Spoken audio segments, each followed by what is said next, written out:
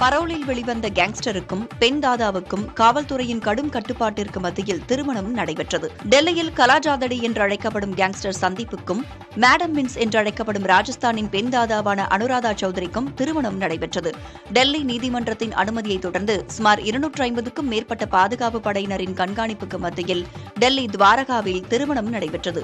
இதில் குறிப்பிட்ட அளவிலான உறவினர்களுக்கு அனுமதி அட்டைகள் வழங்கப்பட்டு கடும் சோதனைக்கு பின் அனுமதிக்கப்பட்டனர்.